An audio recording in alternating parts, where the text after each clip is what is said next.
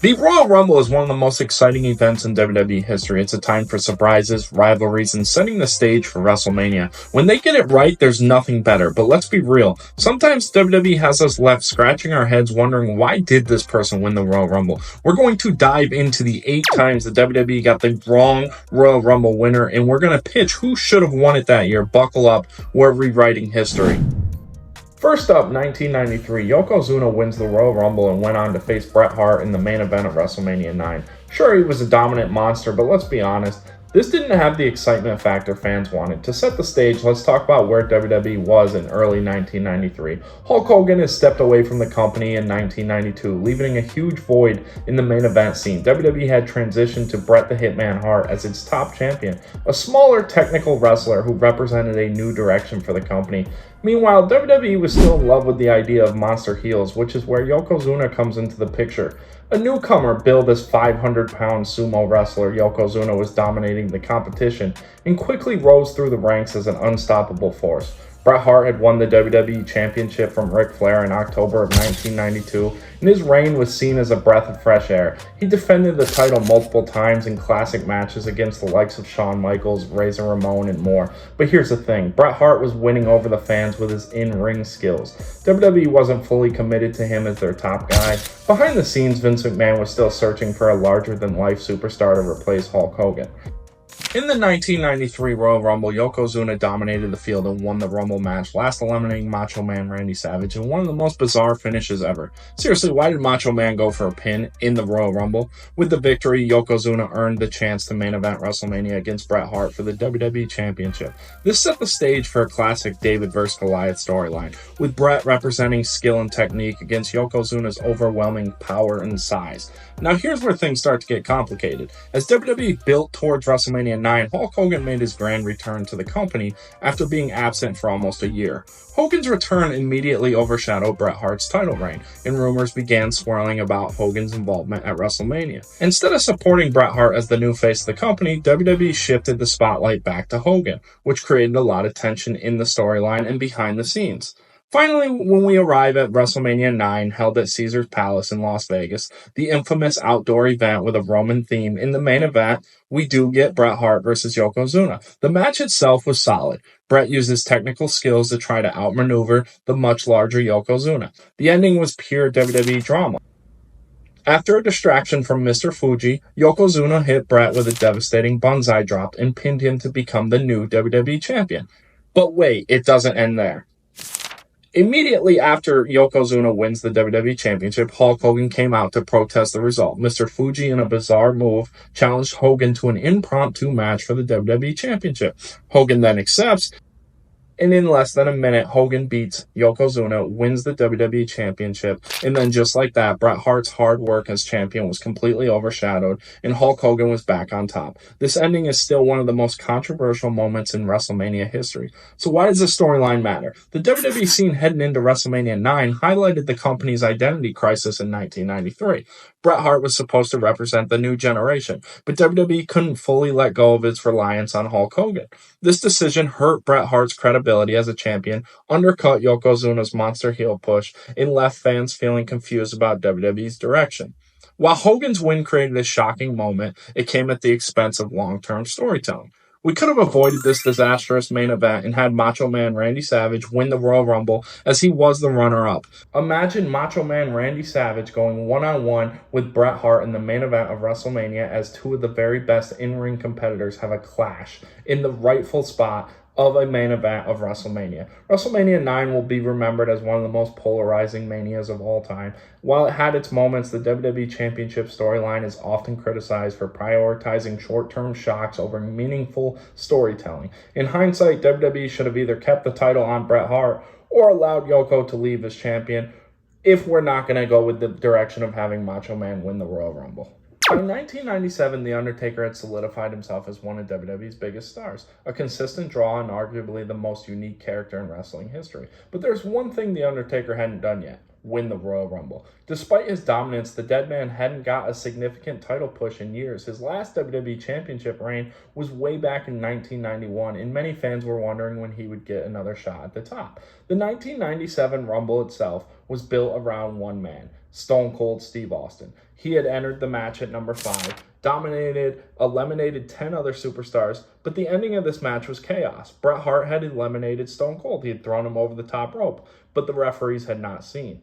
Austin re-enters the match, eliminated The Undertaker and Vader, and then Bret Hart to officially win the match.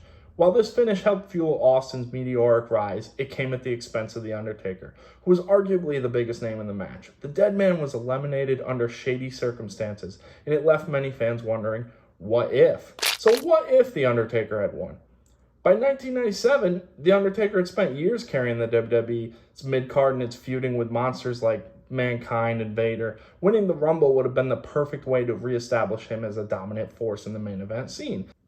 If The Undertaker had won the Royal Rumble, he could have gone on to challenge Psycho Sid in the main event at WrestleMania 13 for the WWE Championship, like he did anyways, and we could have avoided the convoluted storyline that we got to get there. The road to WrestleMania 13 started to veer off course when Shawn Michaels lost his smile in February in 1997. Shawn Michaels forfeited the WWE Championship on Raw, citing a knee injury and claiming he may never wrestle again.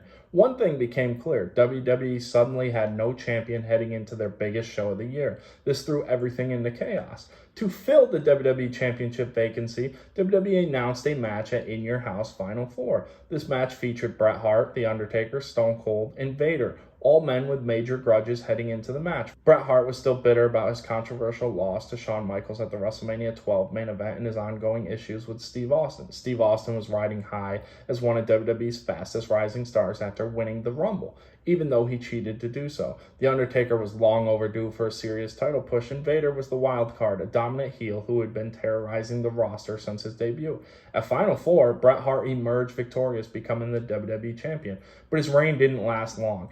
Just one night later, on the February 17th episode of Monday Night Raw, Bret Hart defended the WWE Championship against Psycho Sid, and guess what? Sid won thanks to interference from none other than Steve Austin. This sets up Psycho Sid as the WWE Champion heading into WrestleMania 13. After Psycho Sid wins the WWE Championship, The Undertaker emerges as the #1 contender. The decision made sense. Undertaker had been a cornerstone of the WWE for years, and the fans were clamoring to see him get a proper main event push. The build to their WrestleMania match wasn't overcomplicated. It was a classic tale of unstoppable monster heel versus the iconic hero. But while their storyline was straightforward, the undercurrent tension between Bret Hart and Stone Cold stole the show. Imagine this: The Undertaker just wins the Rumble, Sid wins the WWE Championship, and the two collide, just like it should have been. Now I get it. The Attitude Era was about chaos, shock value, and the larger-than-life personalities. But was Vince McMahon really the right choice to win the WWE's most prestigious match? Spoiler alert, no he wasn't. To understand why this decision was so controversial, we need to set the stage. The 1999 Royal Rumble was built around the biggest feud in WWE history: Stone Cold Steve Austin versus Vince McMahon. By this point, Austin was the biggest star in wrestling, and Vince McMahon as the evil boss was his perfect foil. Vince made it his mission to do everything in his power to screw over Austin. Heading into the Rumble, Vince stacked the deck against Austin. Austin entered at 1, while McMahon entered at 2, basically guaranteeing chaos. The story was clear. Austin was fighting against all odds as Vince had set a bounty of $100,000 to whomever eliminates Austin. The match itself had its moments. These two leave the ring early on. For most of the match, it was Vince either hiding or scheming while Austin fought his way through competition. It came down to, of course, Austin and McMahon. Fans were ready to see Austin eliminate Vince and punch his ticket to WrestleMania. But then The Rock interfered, distracting Austin and allowing Vince to shockingly eliminate him and win the Royal Rumble. Yes, Vince McMahon, the company's owner, not a full-time wrestler, won the Royal Rumble. It was shocking, sure, but was it good storytelling? Not so much. It undermined the value and the prestige of the Royal Rumble. The Royal Rumble is supposed to be about elevating superstars and creating WrestleMania moments. Vince McMahon winning this match didn't do anything to elevate anyone. If anything, it made the match feel like a sideshow. Yes, Austin was already a megastar, but having him lose to Vince in such a ridiculous way didn't help his credibility. Fans wanted Austin to triumph, and this felt like a bait and switch. The Attitude Era was already full of over the top moments featuring Vince McMahon. Giving him the Royal Rumble win felt unnecessary, and it took the focus away from actual wrestlers who could have used the boost to their careers. So if Vince wasn't the right choice to win the Rumble, the most obvious choice is Stone Cold Steve Austin. He could have won his third consecutive Royal Rumble, cementing his legacy as Mr. Royal Rumble, and it would have made perfect sense for him to headline WrestleMania against The Rock, as that's what happened anyways. After Vince won the Royal Rumble, he relinquished his WrestleMania title shot on Raw, effectively making the Royal Rumble win pointless. Stone Cold Steve Austin eventually got the title shot anyways by winning a match against Vince at St. Valentine's Day Massacre, where we see the debut of Paul White, the Big Show. This means Vince's Rumble win didn't even lead to a meaningful storyline. It was just a way to drag out Austin versus McMahon feud. Imagine how much better the road to WrestleMania would have been if Austin had just won the Royal Rumble first. This is a perfect example of how shock value doesn't always equal good storytelling. The 2011 Royal Rumble was historic because it was the first time, and so far, the only Royal Rumble to feature 40 participants. With more spots available, this was the perfect opportunity to give somebody the big win. WWE goes the direction of Alberto Del Rio, who wins the Royal Rumble by entering at number 38 and eliminated Santino Marella in one of the strangest final two in Royal Rumble history. Sure, it was a surprising finish, but Del Rio's win felt forced, especially because he had only debuted the previous summer. CM Punk should have won this Royal Rumble, and let's break that down. By early 2011, CM Punk was leading the Nexus and creating chaos on Raw. Punk was already one of the best talkers in the business, and his in-ring skills were unmatched. Giving him the Rumble win would have solidified him as the top heel in WWE and set the stage for an epic WrestleMania opportunity. No disrespect to Alberto Del Rio, but in early 2011, he was still finding his footing in WWE.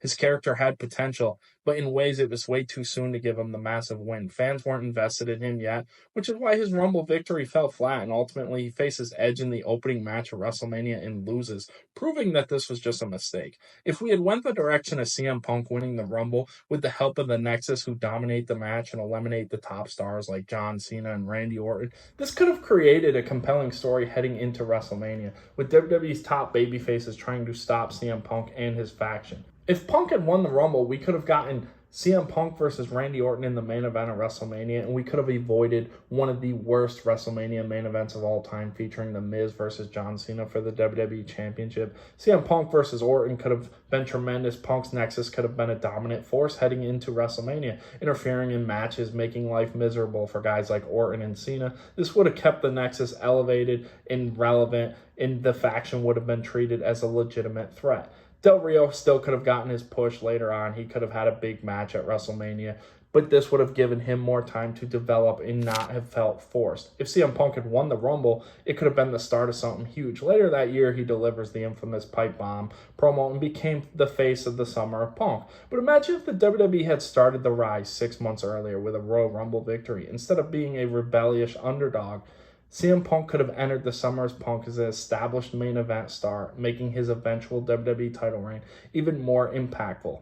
The 2011 Royal Rumble is a classic case of WWE missing the mark. While Del Rio's win might have made sense on paper, it didn't connect with the fans. Meanwhile, CM Punk was ready to take the spotlight and carry WWE into a new era. By choosing Del Rio, WWE missed an opportunity to give fans a truly memorable Royal Rumble winner and an even better road to WrestleMania. By the end of 2013, Daniel Bryan was one of the hottest superstars in WWE. Bryan had spent the year proving himself as one of the best wrestlers in the world. His matches with The Shield, Randy Orton, and John Cena were some of the best of the year, and his WWE Championship win at SummerSlam 2013 solidified him as a top star. But then the authority happened. After Bryan won the title, Triple H and Stephanie orchestrated a screw job, aligning with Randy Orton and making Bryan's life a living hell. Despite Bryan being screwed over time and time again, his popularity only grew. By the time the 2014 Royal Rumble rolled around, Bryan wasn't just the popular guy on the roster. He was the only choice to win the Royal Rumble. Fans were hoping he would enter the match and win it all. Instead, Bryan wasn't even in the match. That's right, despite being the most over superstar in WWE, Bryan wasn't even given a spot in the match. Instead, the Rumble ended with Roman Reigns and Batista as the final two competitors. Batista eliminates Roman to win, and the crowd immediately turned on him. They weren't booing Batista because they hated him. They were booing the WWE because they refused to give them what they wanted. Daniel Bryan standing tall at the end of the Royal Rumble. So why should Daniel Bryan have won the Rumble in 2014? Here are the biggest reasons. He was the most over superstar. He was leading a movement. The yes chants weren't just happening in WWE arenas. They were happening at baseball games, basketball games, football stadiums, even on late night TV. Bryan's underdog story connected with fans in a way WWE hadn't seen since the days of Stone Cold Steve Austin. Having him win the Rumble would have been the ultimate payoff to this journey. Look, Batista's a legend, and his return was exciting for about 2 minutes. But fans quickly realized that Batista's win was a clear attempt to force a part-timer into the WrestleMania main event. The backlash against Batista wasn't personal. It was just the fans didn't want him overshadowing Bryan's moment. While the eventual triple threat happens at WrestleMania 30 anyways, and it is an incredible match, Bryan's road to get there was an unnecessary detour. If Bryan had just won the Rumble, the crowd would have been happy. We would have gotten Bryan versus Randy Orton in the main event. Bryan's win would have set up a natural conclusion to the feud of the Authority versus Daniel Bryan. Imagine Daniel Bryan defeats Orton clean to become the WWE Championship and sticks it to the Authority. Batista still could have had his moment. He could have faced somebody else on the card, whether that was Triple H or Brock Lesnar. He didn't need the Rumble to have a big moment at WrestleMania. The 2014 Royal Rumble is a perfect example of what happens when WWE ignores its audience. Daniel Bryan should have won that night. It wasn't just a logical choice, it was the only choice. While things eventually worked out, Bryan's absence from the Rumble showed just how out of touch WWE can be at times. The good news, it also proved that fans have the power to shape WWE's decisions when they're vocal enough. By 2017, WWE's landscape was split between Raw and SmackDown, with the brand split in full effect. Randy Orton was riding high as part of the Wyatt family, and Bray Wyatt's character had never been hotter. Meanwhile, on Raw, Chris Jericho was enjoying one of the best runs of his career as Kevin Owens' tag team partner and the creator of the List of Jericho.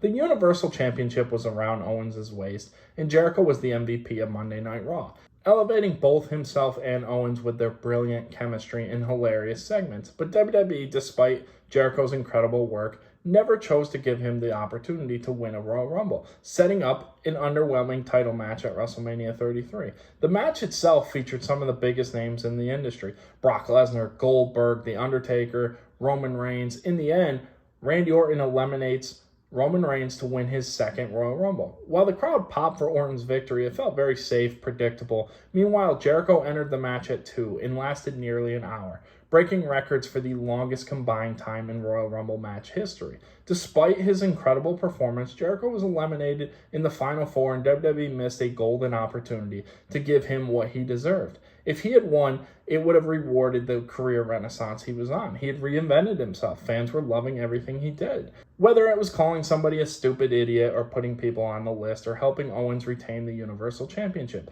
Jericho was one of the most entertaining parts of WWE at the time, and a Royal Rumble win would have capped off his incredible run perfectly. At WrestleMania 33, Owens and Jericho end up facing each other for the United States Championship, but imagine if this was the main event for the Universal title like it should have been. The seeds were already planted with their friendship. A Rumble win for Jericho could have set up a natural breakup, setting a stage for the WrestleMania main event as those two deserved. Heading into the 2020 Royal Rumble, Shayna Baszler was dominating in NXT as one of the most unstoppable forces in the women's division. She had just lost the NXT Women's Championship to Rhea Ripley in a hard-fought battle, but her reign as champion was one of the most dominant reigns in NXT history. Meanwhile, Charlotte Flair was already a multi-time champion and firmly established as a top star in the main roster. She didn't need the win to cement her legacy. She was already one of the most decorated women in WWE history. Shayna, on the other hand, was a fresh face to many fans on the main roster, and it had a ton of momentum. Giving her the opportunity to win the Royal Rumble would have set her up as a legitimate threat on the main roster. When it comes to the final two, it is Shayna versus Charlotte. Shayna had entered at 30, tore through the competition, eliminating 7 women in just a few moments. The crowd was fully behind her, and it felt like the perfect moment to crown a new star. But then Charlotte eliminates Shayna to win, and the energy of the arena is just deflated. Don't get me wrong, Charlotte is phenomenal talent, but with this win, it was unnecessary. She didn't need it, Shayna did. Let's talk about where things stood heading into the 2021 Royal Rumble. On one side, we had Edge, who made his miraculous comeback to the ring in 2020 after 9 years of retirement. His story was emotional and inspiring. He was chasing the dream of becoming a world champion once again. But on the other hand, we had Daniel Bryan, a fan favorite, a workhorse, a man who had yet to win a Royal Rumble in his career. Bryan was riding a wave of momentum after years of incredible storytelling, from the Yes Movement to the eco-friendly WWE Championship title reign. Bryan had even stated publicly that winning the Rumble was one of his final career goals. Fans were ready to see him finally claim that elusive Rumble victory, but WWE went in a different direction. The match itself was full of incredible moments. We saw the return of Carlito, Christian's reunion with Edge, a standout performance from superstars like Big E, Matt Riddle. Edge enters the match at 1, lasts over an hour, eliminating Randy Orton in the end. It was an impressive feat for the rated R superstar, no doubt. But Daniel Bryan entered the match at 17. Fans were hoping to finally get his moment, but Bryan was shockingly eliminated by Seth Rollins. Edge didn't need the win. He had already cemented his legacy. He was already a Hall of Famer, a multi-time world champion, one of WWE's most iconic superstars. His return alone was enough to secure a high-profile match at WrestleMania. And Edge goes on to become the first ever two-time winner of the Royal Rumble to lose both of his title matches at WrestleMania. Bryan, on the other hand, needed the win. It would have been a crowning achievement for someone who had carried the company during some of its challenging times. Bryan versus Roman Reigns, those two always had great matches. Bryan's underdog persona would have been the perfect foil for Roman's arrogant, dominant, tribal chief character. Let me know your thoughts in the comments below. Don't forget to like, share, comment, subscribe for more wrestling deep dives. See you next time.